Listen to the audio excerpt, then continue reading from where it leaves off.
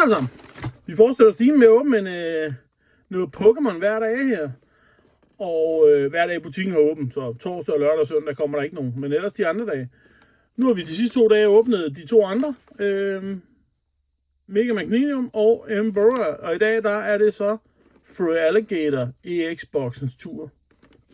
Og det har godt nok været tamt de 2 første, så nu håber vi lidt, at den her den kan et eller andet. Fordi ellers så er det da godt nok været en sløj omgang. De første 2 bokse, der har tilsammen været 1 pool, ud over de her promokort, som vi jo er garanteret. En Black Star promo. Og de er jo også fede nok, men hvis der kun er det ene pool i, så er det jo ikke sådan helt fantastisk. Så var der de her Jumbo-kort her, med det der 3D holographic bevægelige ting der. Og vores 4 famøse pakker, hvor vi håber på lidt bedre held end de første 2. Se hvad vi kan trække her. Vi starter ud med en lille Snom og en Scarrick og en Start. Jeg synes vi har haft det samme en gang før i samme rækkefølge. Tangela. Men det kan godt være, det var meget huske forkert. Der var en Raichu. Så var der en trompet.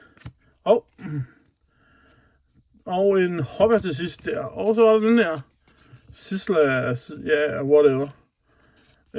Men meget fedt kort til gengæld. Jeg tror ikke, det er vanvittigt dyrt. Men der var dårligt puler med igen. Det skal man jo nærmest være glad for lige nu, ser det ud til, med de pakker her. Det kan godt have været lidt halvfløj. Body Poppen. Togepi. Ghibli. Wurmple. Og en eller anden frosthest. Dr. Raichu. Var det ikke samme rækkefølge, de lå i lige før? En edderkop. Der er et eller andet her. Kom så. Oha. Den er sgu meget fed ellers. En Mega Gengar EX. Det er ikke den helt dyre, men den er sgu meget fed alligevel. Og så Gengar er jo lidt meget fanfavoritten i øjeblikket. Det er jo lige før, den er ved at være Charizard-pinden. Der er en lille Rabot. Sneasler. Pantomp.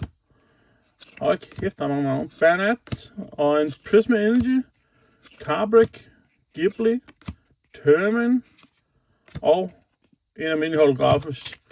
Sidste pakke, så har vi været en af hver af de her igennem. Og den her, den har da været lidt federe end de første 2, fordi de var da godt nok lidt tamme, kan man sige. Men den her med 2 pools, det er ud af 4 pakker. Og der kan jo være noget i den sidste her også. Der var vores første holografis, så var der noget heroppe. Og vi slutter af med en Groudon. Så det var hvad vi kunne.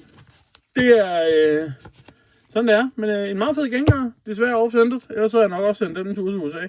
Jeg er ikke rigtig nogen idé om, hvad den er værd. Det kan jeg lige så godt afsløre. Men den er i hvert fald tilpas oversendet, så den ikke ryger andre steder end på en tur på kartmarkedet og ude i Montron.